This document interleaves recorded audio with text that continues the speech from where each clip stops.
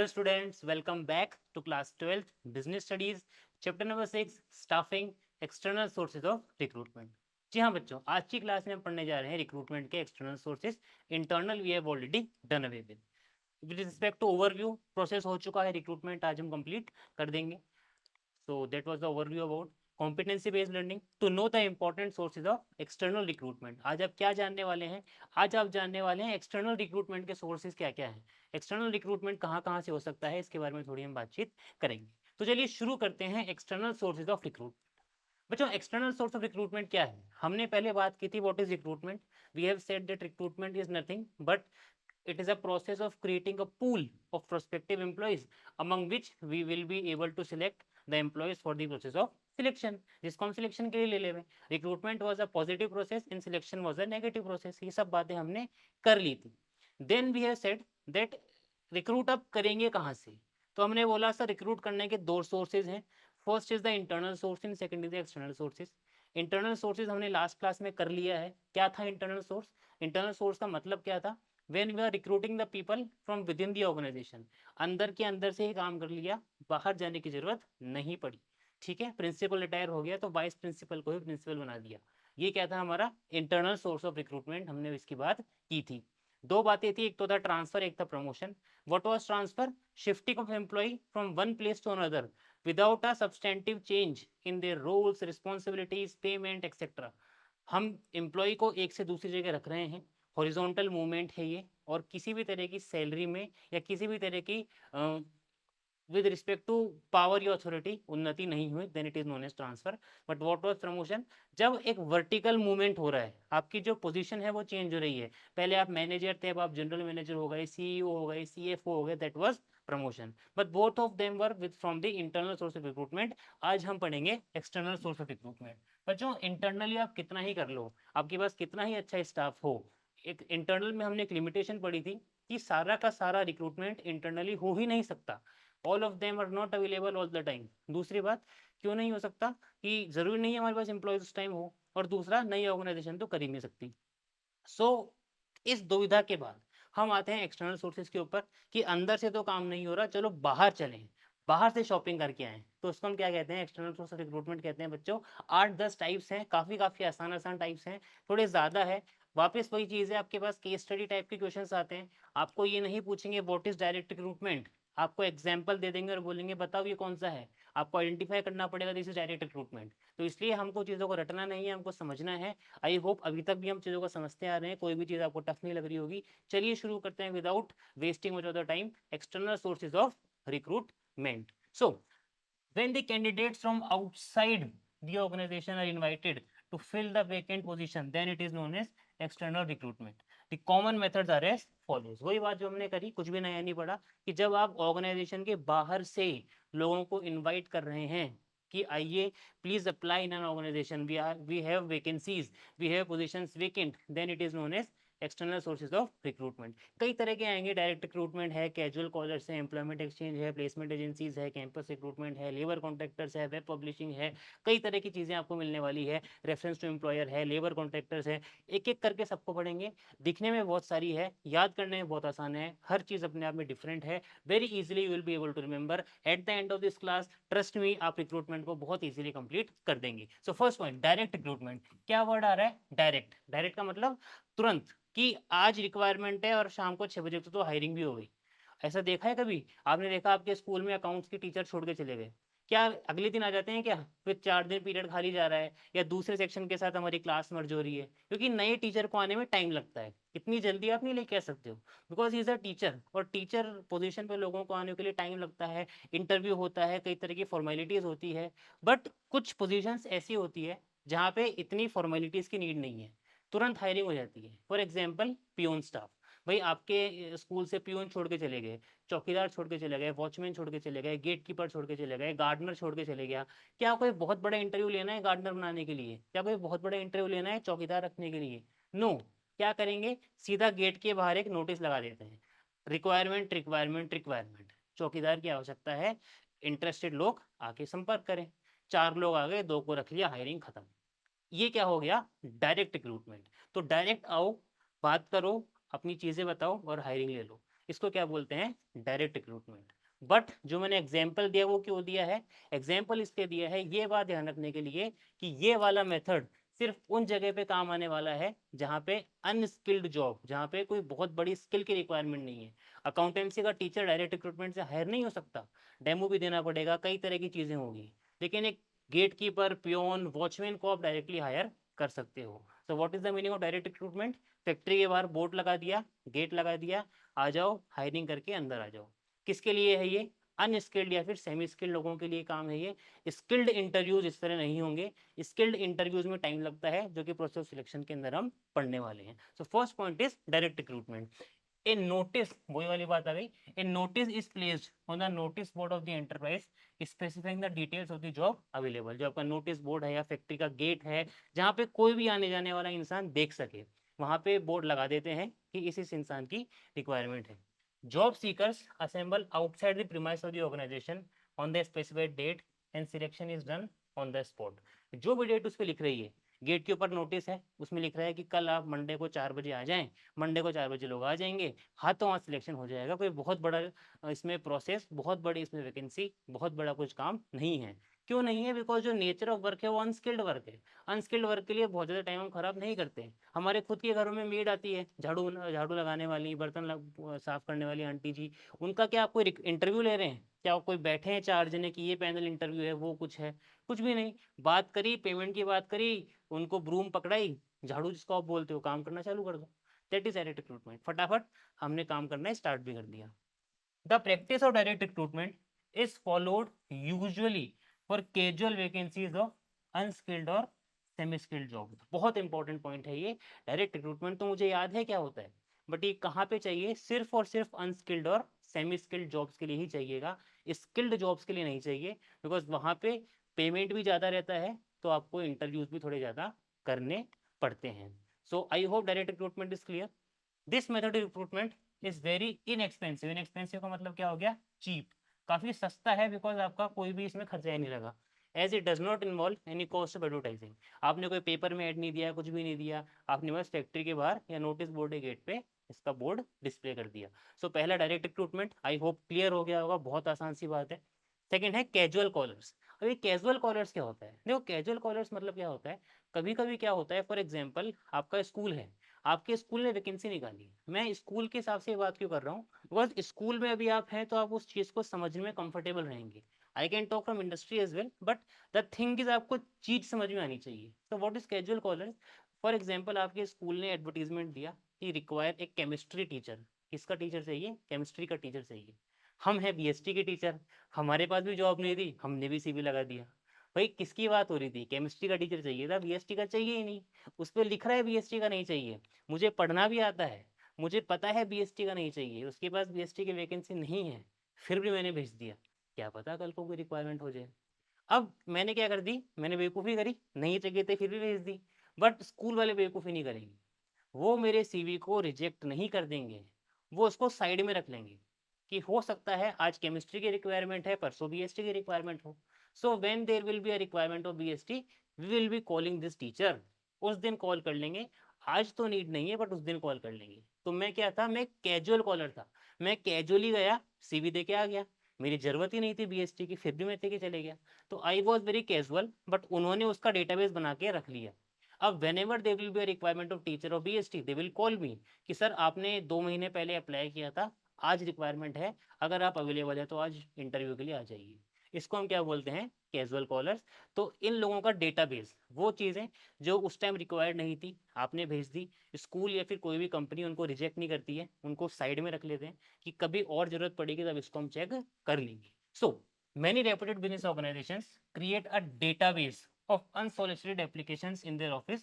The list can be used for recruitment. तो इस list को हम किस में यूज कर सकते हैं बच्चों, इस लिस्ट को हम रिक्रूटमेंट के लिए यूज कर सकते हैं। तो आई होप कैजुअल कॉलर्स आपको क्लियर होगा क्या कह रहा है कैजुअल कॉलर्स, कि we have applied casually but they have not rejected our application, they have keep it on a safe basis, on a safe record, एक रिकॉर्ड बना के रख लिया कि आज नहीं तो कभी तो रिक्वायरमेंट हो सकती है, रिक्वायरमेंट होगी तब इनसे कॉन्टेक्ट कर लेंगे, अच्छा इंसान रहा तो आगे बात करते हैं फिर।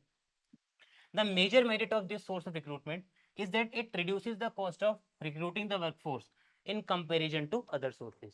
भैया अब बीएसटी की रिक्वायरमेंट, क्या मुझे एडवर्टाइजमेंट देने की जरूरत पड़ेगी? नहीं, मुझे पता है कि मैं बोलूँगा डेटाबेस में कितने एप्लीकेशंस हैं, मुझे सर 10 एप्लीकेशंस हैं। कितने टीचर चाहिए? सर 2 ही टीचर चाहिए। क्या 10 में से 2 तो हम निकाल ही लेंगे, क्यों मैं न्यूज़पेपर के अंदर एडवर्टीजमेंट दूँ? तो मेरा किसका खर्चा बच जाएगा? एडवर्टीजमेंट का खर्चा बच जाएगा। कैजुअल कॉलर्स की सबसे अच्छी बात, मतलब जिन्होंने कैजुअल ही इंटरव्यू दिया था, जिन्होंने कैजुअल ही सीवी देके चले गए, उन्होंने कंपनी के लिए पैसा बचाने का काम कर दिया। तो second is casual callers. Third is advertisement, सबसे इंपॉर्टेंट, सबसे आसान, सबसे कॉमन। आप देखते हैं आपके न्यूज़पेपर के अंदर ऐड आता है, एक पेज आता है क्लासिफाइड का, अभी तक आप उसको नहीं देखेंगे, आज से 3 साल बाद जब आपका कॉलेज कंप्लीट हो जाएगा आप उसको देखा करेंगे। वहाँ पे तरह तरह के सेक्शंस आते हैं, ये है अकाउंटेंट्स का सेक्शन, ये है एडमिन का सेक्शन, शिक्षाकर्मी टीचर्स का सेक्शन। तो वहाँ पे आपके वो आते हैं, वैकेंसीज आती है कि this school requires this faculty, this industry requires this person, accountant की आवश्यकता है, मैनेजर की आवश्यकता है। तो एडवर्टीजमेंट सबसे अच्छा काम है, सबसे आसान तरीका है कि आप उसको एडवर्टाइज कर दो, जिसको रिक्वायरमेंट होगी वो अपना सीवी लेके आ जाएगा। सो एडवर्टाइजमेंट इन न्यूज़पेपर और trade and professional journals is generally used when a wider choice is required। कब दोगे एडवर्टीजमेंट? आप एडवर्टीजमेंट आप तब दोगे जब आप एक बड़ी कंपनी है और आपको अच्छे लोग चाहिए। भाई कैजुअल कॉलर्स में क्या हुआ, आपके पास 10 का ही तो डेटाबेस है। मेरे को था, मेरे को बहुत अच्छा टीचर चाहिए बीएसटी का, जो आउटस्टैंडिंग हो, बच्चे को एक बार पढ़ाया समझ में आ जाए। ऐसा टीचर कब मिलेगा? जब आप इस चीज़ की मार्केटिंग करोगे। निकाल दो न्यूज़पेपर के अंदर ऐड, जितने भी लीडिंग न्यूज़पेपर है सबके अंदर ऐड दे दो, जगह जगह से डिफरेंट कॉर्नर्स ऑफ वर्ल्ड से लोग आपके पास अप्लाई करेंगे। आपका जो पूल है, आपकी जो चॉइस है वो बढ़ जाएगी, आप अच्छे इंसान को सिलेक्ट करें। तो एडवर्टीजमेंट हम कब यूज़ करते हैं? When a wider choice is required, जब आपको एक बहुत ज़्यादा चॉइस में चाहिए होती है। Advertisement gives the management a wider range of candidates from which to choose. आपको एक वाइड रेंज दे दी जाएगी कि कहाँ से आप उसमें चूज कर लेंगे। It may be placed in a leading newspaper, आप इसको न्यूज़पेपर के अंदर डाल सकते हैं, हमने इसको डिस्कस कर लिया। इट्स डिसएडवांटेज, दिक्कत क्या है इसके साथ? It disadvantage is that it may bring a flood of response from quite unsuitable candidates. बहुत इंपॉर्टेंट बात है ये। भाई ऐड देखा, सीवी तो डाल देते हैं, देखते क्या होता है, सीवी डाल दिया, उसमें झूठ लिख दिया, कुछ भी कर दिया, आपने उसको बुला लिया, उसको देखा तो आपने देखा ये तो टाइम खराब हो गया, इसने कुछ अच्छा इंटरव्यू भी नहीं दिया। तो आपका हो सकता है थोड़ा बहुत टाइम खराब हो, और हो सकता है बहुत ज़्यादा वैकेंसीज आपके पास, बहुत ज़्यादा आपके पास एप्लीकेशंस आ जाएं, ये इसका डीमेरिट है। बट इसका जो मेन मेरिट है वो ये है कि it gives U a wider choice and that's why advertisement is always preferred. ये कल भी पसंद था, आज भी पसंद है, और आगे ही पसंद रहेगी। So I hope it is clear. Direct recruitment, factory के बाहर ऐड, कैजुअल कॉलर्स, वो लोग जिन्होंने ऐसे ही कैजुअली अप्लाई कर दिया था उनका डेटाबेस बना हुआ पड़ा है। एडवर्टीजमेंट, एडवर्टीजमेंट इन न्यूज़पेपर, इसकी हमने यहाँ पे बात कर ली है। एम्प्लॉयमेंट एक्सचेंज, एम्प्लॉयमेंट एक्सचेंज क्या है? ये कुछ गवर्नमेंट पोर्टल्स है जहाँ पे वैकेंसीज रहती है कि इस डिपार्टमेंट में यहाँ पे वैकेंसी है, जाके अप्लाई कर दो। आप फोटो देख सकते हैं कि वहाँ पे वैकेंसी थी, इन्होंने अप्लाई किया, कंपनी वाले खड़े थे, इन्होंने अपने पास इसको खींच लिया। वो लोग हैं जिनको जॉब चाहिए। दो तरह के लोग होते हैं, एक तो वो जो जॉब लेना चाहते हैं, उनको हम कहते हैं जॉब सीकर। हम बोलते हैं ना, ही सीकिंग समथिंग, कुछ ढूंढ रहा है। तो जॉब सीकर वो लोग जिनको जॉब करनी है। वो लोग जो जॉब देते हैं वो कौन होते हैं? जॉब गिवर या फिर जॉब प्रोवाइडर। तो जॉब सीकर्स और जॉब प्रोवाइडर्स को एक साथ एक प्लेटफॉर्म पे मिलाने की जो जगह है वो जगह है एम्प्लॉयमेंट एक्सचेंज। ये गवर्नमेंट के द्वारा रन की गई चीज़ें हैं। बट इसका जो सबसे मेन डीमेरिट है जिसके कारण ये बहुत ज़्यादा फेमस नहीं है, आप लोगों ने भी इसके बारे में पहली बार ही सुना होगा, वो ये है बिकॉज यहाँ पे जो वैकेंसीज है वो काफ़ी आउटडेटेड रहती है। आप यहाँ पे कॉल करोगे, आपने देखा वैकेंसी है, आप उस कंपनी में वॉक इन करने गए कि सर मैंने वैकेंसी देखी थी, वहाँ ये बोला जाएगा सर उस वैकेंसी को तो फिल हुए 2 महीने हो गए, नए एम्प्लॉय आ गया, उसको 2 महीने भी हो गए काम करते हुए। तो एम्प्लॉयमेंट एक्सचेंज का जो डीमेरिट है वो ये है कि जो वैकेंसीज है वो अपडेटेड नहीं रहती है, यहाँ पे थोड़ा थोड़ा कभी कभार आउटडेटेड हो जाती है। Not all the vacancies are outdated, but some of them are outdated, and hence this is one of the major demerit of employment exchange. तो what is employment exchange? एक प्लेटफॉर्म है जो जॉब सीकर और job providers को मिला रहा है, run by government. Employment exchange is regarded as a good source of recruitment for unskilled and skilled operative jobs. Unskilled हो या skilled हो, सबके लिए it is a good source of platform. It is a good platform. Employment exchange run by the government are regarded as a good source of recruitment for unskilled and skilled cooperative job, same point we have repeat again, वही बात हमने एक बार office को check कर ली है। Employment exchange का जो demerit था वो मैंने आपको वर्बली बता दिया है, आप इसको भी लिख लीजिएगा कि वैकेंसीज यहाँ पे थोड़ी अपडेटेड नहीं रहती है। Next is placement agencies and management consultants. ये कौन है सर? ये प्लेसमेंट एजेंसीज है, आप यहाँ पे भी अप्लाई कर सकते हो। जैसे फॉर एग्जाम्पल आप वो देखते हो ना, इसका सबसे बढ़िया एग्जाम्पल अभी समझा देता हूँ। हम सब ने कभी ना कभी अपनी लाइफ में तारक मेहता का उल्टा चश्मा देखा ही देखा होगा। पत्रकार पोपटलाल को शादी करनी है और उसने शादी करने के लिए मैरिज ब्यूरो के अंदर रजिस्ट्रेशन कर रखा है। जितने भी मैरिज ब्यूरो है मुंबई के अंदर, हर जगह उसने रजिस्ट्रेशन कर रखा है एज पर द सीरियल। उसको वहां से कॉल भी आते हैं कि सर वो लड़की आपके प्रोफाइल में इंटरेस्टेड है, आके मिल लो। तो वो क्या हुआ, वो एक मैरिज एजेंसी के पास गया, वहां उसने अपना सीवी दे दिया। तो जिस तरह मैरिज एजेंसी है उस तरह प्लेसमेंट एजेंसीज भी है। ये लोग क्या करते हैं, ये बोलते हैं कि आप अपने आप हमारे यहाँ पे अपने आप को रजिस्टर कर लो, थोड़ा बहुत पैसा लगेगा, जब भी कोई जॉब आपके टेस्ट की रहेगी हम आपको उसको रिकमेंड कर देंगे। So this is known as placement agencies. Sir इससे और एम्प्लॉयमेंट एक्सचेंज में क्या डिफरेंस हुआ? इसमें और एम्प्लॉयमेंट एक्सचेंज में क्या डिफरेंस हुआ?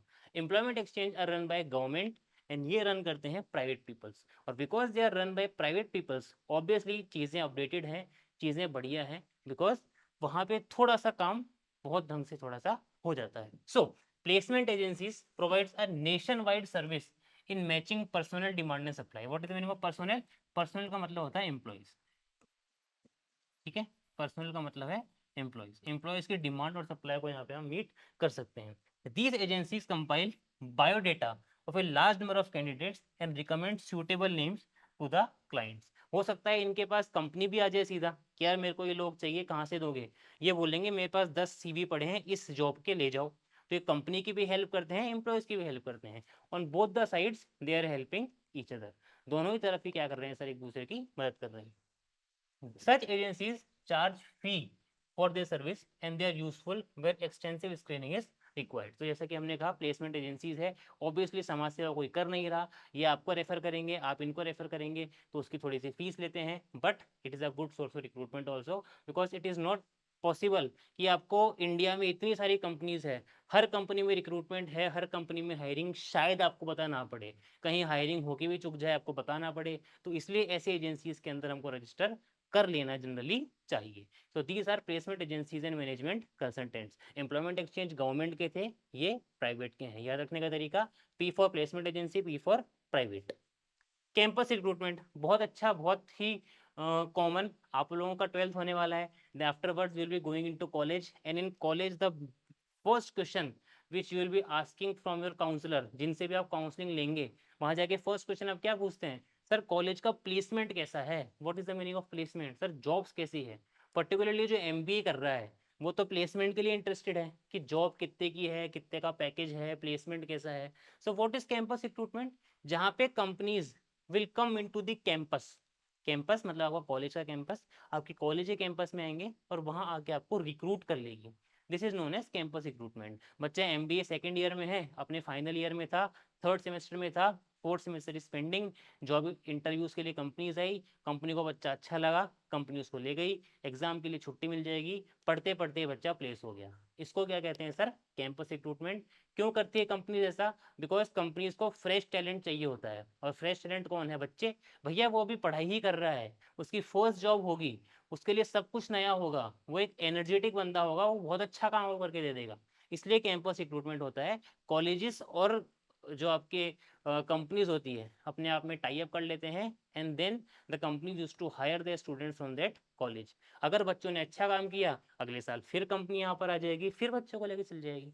तो this is known as campus recruitment. आप सब अपना ग्रेजुएशन करने के बाद इसको चेक करने वाले हो। So many big organisations maintain a close liaisoning, liaisoning मतलब contact with the universities, vocational schools and management institutes to recruit qualified personnel for various job. Qualified personal चाहिए होते हैं, बीटेक वालों को ले जाते हैं, एमबीए वालों को ले जाते हैं, एमसीए वालों को ले जाते हैं, depending on the job profile. University के अंदर से, कॉलेज में से ही बच्चों को पढ़ते पढ़ते भी हम जॉब कई बार प्रोवाइड करवा देते हैं। Recruitment from education institutions is a well established practice of business. This is referred to as campus recruitment. So what is campus recruitment? When the employee is being recruited from the college only, उसको college से ही ले गए कि talented बंदा है हमारे यहाँ काम करेगा, उसको हम क्या बोलेंगे सर? उसको बोलेंगे campus recruitment. Next is recommendations of employees, ये बहुत अच्छा सोर्स है बच्चों, मतलब this is a very good source, recommendation of employee. ये मैं आपको थोड़ा सा एक स्टोरी सुनाता हूँ, उससे आपको शायद इसको क्लियर है। आप कई बार आपने देखा होगा कि आपके फादर के पास कोई आ रहा है, वो बोल रहा है यार हमारे बेटे की जॉब लगा दो ना यार, क्योंकि आपके पिताजी की जॉब होगी अच्छी खासी, तो बोले हमारे बेटे की जॉब लगा दो ना यार। आपके पिताजी बोलते हैं ठीक है मेरे को इनका CV भेजो, बायोडाटा भेजो, मैं बात करता हूँ। अब आपके फादर ने अपने बॉस से बात करी कि सर ये एक बच्चा है, हमारे पड़ोस में ही रहता है और इसको भी जॉब करनी है। तो बॉस क्या बोलेंगे, बॉस को रख लेंगे। क्यों रख लेंगे, बिकॉज उस बंदे को आप बॉस तो नहीं जानते हैं, बट बॉस उस इंटरमीडिएटर को जानते हैं जो उनकी कंपनी में 25 साल से है। Your father is working since 25 years, so the boss knows he is a good person. अगर ये किसी को रिकमेंड कर रहे हैं, अगर ये किसी को बता रहे हैं, तो किसी अच्छे इंसान को बता रहे होंगे। इसको हम क्या बोल देते हैं, रिकमेंडेशन है वो एम्प्लॉयज। इसलिए आपने सुना होगा कई बार लोग बोलते हैं कि नहीं यार मैं तेरे को रिकमेंड नहीं करूंगा, तू ढंग से काम नहीं करता है, तू छोड़ के कंपनी भाग जाता है, मेरी इमेज खराब होती है। So what is recommendation of employees, existing employees जब काम कर रहे हो और वो किसी और को रिकमेंड करे कि इसको हायर कर लो, उसको बोलते हैं recommendation of employees. For example I am working here, I am teaching BST, किसी ने मुझे कहा कि यार इंग्लिश का टीचर बताओ ना, तो मैं बोला हाँ सर इंग्लिश का टीचर मेरे पास है, मेरा एक फ्रेंड अच्छा इंग्लिश पढ़ाता है, मैं उसको आज यहाँ पे ले आऊँगा। तो उस इंसान तक ये लोग कैसे पहुंचे, मेरे थ्रू पहुंचे, तो मैंने उस इंसान को रिकमेंड किया है रिक्रूटमेंट के लिए, तो इसको हम क्या बोल देंगे सर, इसको हम बोल देंगे recommendation of employees. I hope the thing is very much clear to you all. So applicants introduced by present employees, किसके द्वारा, प्रेजेंट एम्प्लॉयज के द्वारा। इंपॉर्टेंट वर्ड है, लिखना ही लिखना है ये तो, कि रिकमेंडेशन का मतलब ही तब है जब कॉल आपकी कंपनी के अंदर बैठे इंसान ने उसको रिकमेंड किया है। प्रेजेंट एम्प्लॉयज और their friends and relatives may prove to be a good source of recruitment. Because होता क्या है कि आप मेरे को जानते हो, ये लोग मेरे को जानते हैं, and if they're impressed by me, उनको लगेगा कि यार इनके साथ वाला तो कोई बढ़िया ही होगा, ये खुद भी अच्छा इंसान है तो इसके साथ वाला भी अच्छा ही होगा, बुला लो उसको, देखते हैं कैसा काम हो रहा है। So such applicants are likely to be good employees because their background is sufficiently known. उनका बैकग्राउंड पता है। कैसे पता है बैकग्राउंड, क्योंकि मेरे को जानते हैं, मैं अच्छा हूं तो हम सोच लेते हैं वो भी अच्छा ही होगा यार। तो this is known as recommendation of employees. I hope it is also clear. कुछ भी चीज ऐसी नहीं आ रही जो टफ है, हाँ पढ़ने से पहले नाम सुन के आपको टफ लग रहा होगा, लेकिन आई होप एक बार कहानी समझाने के बाद आपको चीजें याद हो गई होगी, मतलब आपको वापस देखने की जरूरत नहीं है, आपको सिर्फ पढ़ने के लिए उसको देखना पड़ेगा, बाकी कंसेप्ट शायद दिमाग में अब फिट है। Next is labour contractor. ये लेबर कॉन्ट्रैक्टर कौन होते हैं, अब इसकी हम बात करते हैं जब हम चला करते हैं साइट्स के ऊपर, भैया कंस्ट्रक्शन हो रहा है, मकान बन रहे हैं, बिल्डिंग्स बन रही है, वहाँ पे क्या है, वहाँ पे एक ठेकेदार होता है, ठेकेदार के नीचे 50-500 लोग कारीगर होते हैं, बहुत बड़ी बिल्डिंग बन रही है, 500 कारीगर है, एक दिन 10 कारीगर एबसेंट हो गए, कितने लोग चाहिए रोज के, 500 लोग चाहिए, 10 लोग एबसेंट हो गए, क्या काम रुक जाएगा क्या, क्या 10 लोगों का काम ही नहीं होगा, नो। ये लोग फिर किससे बात करते हैं, कुछ ऐसे लोगों से बात करते हैं जिनके पास लेबर के कॉन्टैक्ट होते हैं, जिनके पास इन लेबर्स के नंबर होते हैं, उनको बात करते हैं लेबर कॉन्ट्रैक्टर को, कि यार 10 लोग भेज दो, 10 मजदूर भेज दो, मेरे पास मजदूरों की कमी है, वो बोल देगा भेज देंगे। तो इसको हम क्या बोलते हैं, लेबर कॉन्ट्रैक्टर। तो ये वो लोग हैं जो अनस्किल्ड या सेमी स्किल्ड लेबरर्स का डेटाबेस अपने पास रखते हैं, और जब भी रिक्वायरमेंट होती है इनको आपके पास भेज देंगे। इनको हम क्या बोल देंगे sir, labour contractor. So labour contractors maintain close contact with labourers and they can provide the required number of unskilled workers at short notice. क्या इंपॉर्टेंट वर्ड है यहाँ पे, अनस्किल्ड। अनस्किल्ड वर्कर्स ही काम आएंगे सर, स्किल्ड वर्कर्स के लिए labour contractor काम नहीं आएगा। बहुत इंपॉर्टेंट बात है, आप ध्यान रखिएगा। So workers are recruited through labour contractors who are themselves the employ of the organisation. ये खुद ऑर्गेनाइजेशन के एम्प्लॉय हैं, बट इनकी जो कॉन्टैक्ट्स हैं वो लेबरर से अच्छे हैं, ये उनको आप तक मिलवा देते हैं। The disadvantages of this system are that if the contractor himself decides to leave the organization, all the workers will follow the suit। भैया जो लेबर कॉन्ट्रैक्टर है उसी ने सोच लिया कि मेरे को इस संस्था को छोड़ना है, तो सारे लोग उसके पीछे पीछे छोड़ के चले जाएंगे, तो इस इंसान को ध्यान से रखना है। ये क्या हो गया आपका सर, लेबर कॉन्ट्रैक्टर हो गया। I hope the things are clear, कुछ भी ऐसी बात नहीं थी। एडवर्टाइजिंग ऑन टेलीविजन, अभी हमने क्या पढ़ा, एडवर्टाइजिंग ऑन न्यूज़पेपर। बच्चों एडवर्टाइजिंग का बहुत ध्यान रखना, बहुत इंपॉर्टेंट है। 3 जगह एडवर्टाइजिंग आएंगे आपके एक्सटर्नल सोर्सेज में। पहला एडवर्टाइजिंग ऑन न्यूज़पेपर, दूसरा एडवर्टाइजिंग ऑन टेलीविजन, तीसरा एडवर्टाइजिंग ऑन इंटरनेट।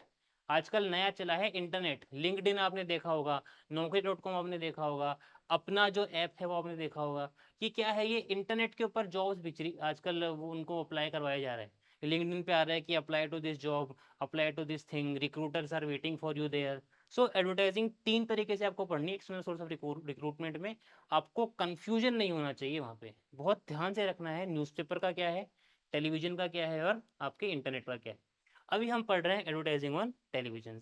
टेलीविजन के ऊपर भी एडवर्टाइजमेंट आता है कि इस चीज़ की रिक्वायरमेंट है, अपने डॉक्यूमेंट लेके इतने बजे पहुंच जाओ, तो advertising on television. So the practice of telecasting of vacant post over television is gaining importance these days. The detailed requirement of the job and the qualities required to do it are publicized along with the profile of the organization where the vacancy exists. बहुत simple सी बात है, वही चीज़ है newspaper में थी, वहाँ पे newspaper में आ रही थी, यहाँ पे टेलीविजन पे आ रही है। कोई बहुत बड़ा दिक्कत नहीं है, कोई बहुत बड़ा डिफरेंस नहीं है, वही चीज़ as it is copy paste करके लिख दी गई है। वेब पब्लिशिंग देख रहे हो आप, लिंक्डइन का मैंने लोगो लगा दिया यहाँ पे। इंटरनेट naukri.com हो गया, लिंक्डइन हो गया, अपना जॉब्स हो गई, ये सब कुछ प्लेटफॉर्म्स है जहाँ पे आपको इंटरनेट के ऊपर भी जॉब ढूंढ सकते हो। आपके पास मेल कर देंगे ये लोग, दिस कंपनी इज हायरिंग, और ये वाकई में बहुत इफेक्टिव होते हैं। These are the best things. Newspapers are also good, television are also good, but these are the best things. Because आजकल जितने भी अच्छे एचआर्स है, जितने भी अच्छे रिक्रूटर्स है, they all are having their presence on internet, and they are very actively hiring the people from there, they're very actively replying from there. So this is the best thing. In fact मैं आप लोगों से भी कहूँगा, even जब आप अपने college में जाएंगे तो कॉलेजेस में आजकल ये रूल हो गया है, बच्चों को पहले बच्चों का लिंक्डइन अकाउंट बनवाते हैं कि अपना लिंक्डइन अकाउंट बनाओ, अपनी एक कम्युनिटी बनाओ, so that when you will be completing your graduation और post graduation, you will be having your account from which you can hire or from which you can look for hiring done by various companies. So internet web publishing, जब आप internet के ऊपर अपना add दे रहे हैं, internet के ऊपर requirement recruitment अपना डाल रहे हैं। So internet is becoming a common source of advertisement these days, of recruitment these days. There are certain websites specifically designed and dedicated for the purpose of providing information about both job seekers and job opening. job opening भी है कि नहीं, होगी तो पता पड़ेगा आपको। so that was it about the external sources of recruitment. I don't think बच्चों किसी भी चीज़ में आपको बहुत ज़्यादा दिक्कत आई होगी, बहुत आसान आसान सी चीज़ें थी। डायरेक्ट रिक्रूटमेंट में गेट के बाहर लगा दिया, कैजुअल कॉलर्स वो लोग जिन्होंने कैजुअली अप्लाई किया था उनका डेटाबेस बना दिया, एम्प्लॉयमेंट एक्सचेंज गवर्नमेंट का है, प्लेसमेंट एजेंसीज प्राइवेट है, कैंपस रिक्रूटमेंट यूनिवर्सिटीज़ कर रही है, लेबर कॉन्ट्रैक्टर जो आपके लेबर्स का ध्यान रख रहा है, recommendation of employees existing employees जब रिकमेंड कर देते हैं, एडवर्टाइजिंग ऑन टेलीविजन आपने टेलीविजन पर एडवर्टाइजमेंट कर दिया, वेब पब्लिशिंग आपने इंटरनेट पर डाल दिया। कुछ भी चीज़ ऐसी नहीं है जो कि बहुत ज़्यादा टिपिकल थी, बहुत आसान आसान सी चीज़ें हैं। अब क्वेश्चंस कैसे आते हैं जो मैं आपको बता रहा था, क्वेश्चंस आपके पास इस तरह से आएंगे कि for example mister Ramesh was finding the job for the for assistant manager. The uncle of Mr. Ramesh was working in ABC company, and his uncle has suggested his name to work as assistant manager in ABC Limited. Name which source of recruitment is being used. वापिस आप पहले क्या बताओगे? The external source of recruitment has been used, and recommendation of employee was the thing used by the uncle of Mr. Ramesh. ठीक है, उन्होंने uncle जी ने बताया और वो लोग वहाँ पे अप्लाई उन्होंने कर दिया। तो आपको कंसेप्ट क्लियर होना चाहिए। अब रट्टाफिकेशन वाला टाइम गया। आज से 5-7 साल पहले तक ऐसा पेपर आ जाया करता था जहाँ पे आप थ्योरी लिख के आ जाओ, वहाँ ये पूछ लेते थे कि एक्सप्लेन रिकमेंडेशन। अब उन्होंने रिकमेंडेशन पूरा लिख दिया कि रिकमेंडेशन क्या होता है। आपसे सिर्फ नाम पूछ रहे हैं, आपकी मेहनत बचा दी। आपको हाथ नहीं तोड़ने, आपको इतना लंबा नहीं लिखना, आपको तो 3 वर्ड लिख के आने। लेकिन 3 वर्ड वही लिख के आ पाएगा जिसने पढ़ा है चीज़ों को, जिसने रट लिया वो उसके लिए दिक्कत हो जाएगी। तो इसलिए हम बहुत ज़्यादा फोकस कर रहे हैं कंसेप्ट के ऊपर। नहीं तो स्टाफिंग एक दिन का चैप्टर है। अगर कंसेप्ट की बात ना हो, सिर्फ रट्टाफिकेशन हो, तो स्टाफिंग एक दिन का चैप्टर है।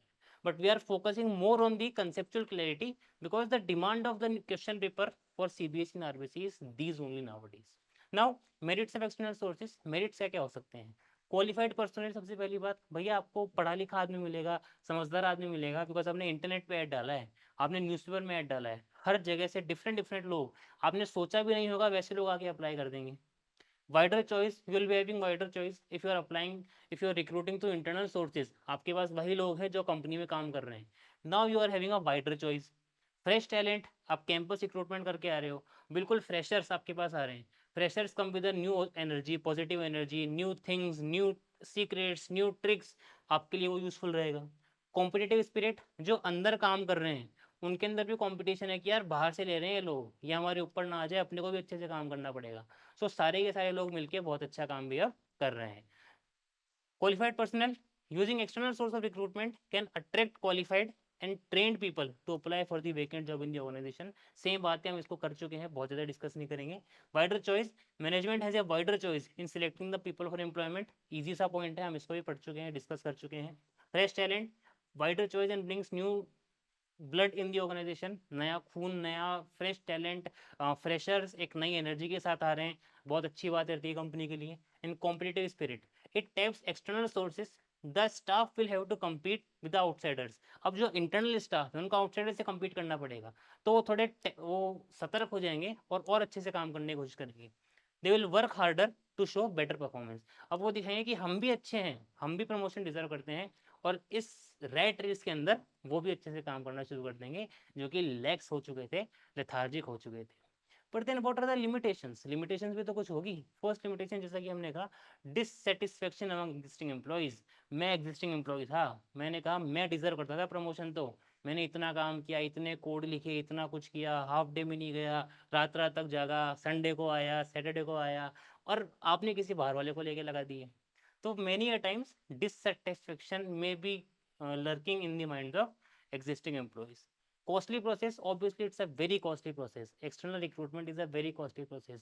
हम अगर कहीं हायरिंग करते हैं ना, अगर मैं मेरे कॉलेज की बात करूँ, पहले वो इंसान आ रहा है, उसका इंटरव्यू हो रहा है, फिर बच्चों के सामने उसका डेमो हो रहा है, फिर एक दिन टॉप मैनेजमेंट उनका डेमो लेगा, कितना टाइम लग रहा है, कितना मनी वेस्ट हो रहा है, कितनी चीज़ें खराब हो रही है। So it's a very costly and it's a very lengthy process, लंबा प्रोसेस भी बहुत है, बहुत जल्दी से काम नहीं हो सकता। If we are talking about skilled workers, unskilled के लिए शायद लेंदी ना हो, स्किल्ड के लिए तो लेंदी है ही। Dissatisfaction, recruitment from outside may cause dissatisfaction among the employees as they may feel that their chance of promotion are reduced। उनको लगेगा कि उनका प्रमोशन तो अब रह गया सर, बाहर वाले लोग आ गए। Costly process, a lot of money has to be spent on advertisement before and therefore it's costly process। भैया कैसे लोग आपके पास आएंगे? आपको न्यूज़पेपर में ऐड देना पड़ेगा, ऐड देने के पैसे लगते हैं, लो कॉस्टली हो गया। Lengthy process, it takes more time than internal source of recruitment. Obviously transfer promotion में क्या है, आपने एक मेल निकाल दिया, वो बंदा प्रमोट हो गया। यहाँ पे तो आपको बहुत टाइम लगाना पड़ेगा, आपको डेमो लेना है, इंटरव्यू लेना है, बहुत सारा काम है, बहुत लेंदी यहाँ पे प्रोसेस रहने वाला है। So I hope the things are clear, I hope external source of recruitment are clear. हमने जो भी चीज़ें पढ़ी, हमने डायरेक्ट रिक्रूटमेंट पढ़ा, फैक्ट्री के बाहर कैजुअल कॉलर्स पढ़ा, वो लोग जिन्होंने कैजुअली अप्लाई किया था उनका डेटाबेस, हमने एम्प्लॉयमेंट एक्सचेंज पढ़ा, गवर्नमेंट रन करती है इनको। प्लेसमेंट एजेंसीज, सेम काम एम्प्लॉयमेंट एक्सचेंज वाला बट प्राइवेट रन करता है। कैंपस रिक्रूटमेंट, यूनिवर्सिटी जाकर रिक्रूट हो रहे हैं। लेबर कॉन्ट्रैक्टर्स, लेबर से बात कर ली, लेबर्स के लिए बात कर ली कॉन्ट्रैक्टर से। रिकमेंडेशन में एम्प्लॉयज़, एग्जिस्टिंग एम्प्लॉयज़ ने रिकमेंड कर लिया। एडवर्टीजमेंट ऑन टेलीविजन, टेलीविजन के ऊपर आपने एडवर्टाइजमेंट दे दिया। And then web publishing, internet पे naukri.com या लिंक्डइन के ऊपर आपने एडवर्टीजमेंट देके रिक्रूटमेंट कर लिया। फायदे नुकसान हमने पढ़ ही लिए, वही चीज़ें थी जो इंटरनल सोर्सेज में थी। With this the external source of recruitment and internal source of recruitment are done and the topic of recruitment is also been completed। in the next class हम चेक करेंगे the process of selection। Selection क्या होता है, एक class का topic है, अगले में लेंगे ट्रेनिंग, एक क्लास का टॉपिक है, अगली दो क्लास में staffing is done away with. Staffing lengthy है मैं कह रहा हूँ, बट ईजी है। आई डोंट थिंक आपको कहीं भी कोई दिक्कत आ रही होगी, बहुत आसान चैप्टर है, बहुत प्रेम से चल रहा है, बहुत ईजी चल रहा है, फ्लो में चल रहा है। चलो थोड़ा असेसमेंट कर लें, कुछ क्वेश्चंस ले लें। Which of them is not an external source of recruitment? External source of recruitment नहीं कौन सा है? कैजुअल कॉलर्स तो होता है, ट्रांसफर, एम्प्लॉयमेंट एक्सचेंज भी है, लेबर कॉन्ट्रैक्टर भी है। कौन नहीं है सर? ट्रांसफर नहीं है। Option B is the right answer, transfer is an internal source of recruitment. बहुत ही आसान क्वेश्चन जो हमारे सामने देखा। LinkedIn is an example of, बताओ सर लिंक्डइन किसका एग्जाम्पल है? Direct recruitment, web publishing, casual caller से सिलेक्शन। सिलेक्शन तो है ही नहीं, सिलेक्शन तो पढ़ा ही नहीं। ऑब्वियसली वेब पब्लिशिंग, इंटरनेट पे हमने क्या कर दिया, अप्लाई पोस्ट के लिए कर दिया। The management has a wider choice in selecting the people in external source of recruitment. Management के पास वाइडर चॉइस है। ट्रू है या फॉल्स है पॉइंट? ट्रू ही है, पढ़ा था हमने कि बहुत वाइडर चॉइस है, आप बाहर से भी ले सकते हो, बहुत बड़ा पूल आपके पास बन गया। So yes, this is the true statement. So with this recruitment has been done away with, हमने रिक्रूटमेंट कर लिया है, रिक्रूटमेंट कंप्लीट है। स्टाफिंग का एक और टॉपिक हमने कर दिया, इंट्रोडक्शन हो गया है, प्रोसेस हो गया है, रिक्रूटमेंट हो गया है। नेक्स्ट क्लास छोटी सी क्लास होगी, सिलेक्शन है। सिलेक्शन का प्रोसेस तो छोटा सा ही है, स्टोरी टेलिंग काम चलेगा वापस, एक लंबा प्रोसेस उसमें चलने वाला है, क्योंकि ठीक है चीज़ें बहुत आसान आसान है, लेकिन प्रोसेस है तो उसको थोड़ा हमको स्टेप्स में याद करना पड़ेगा, वो वाली बात है। बाकी जब हम क्लास लेंगे that will be done and dusted. So that's it for today students, मिलते हैं अगली क्लास में। Thank you and all the best.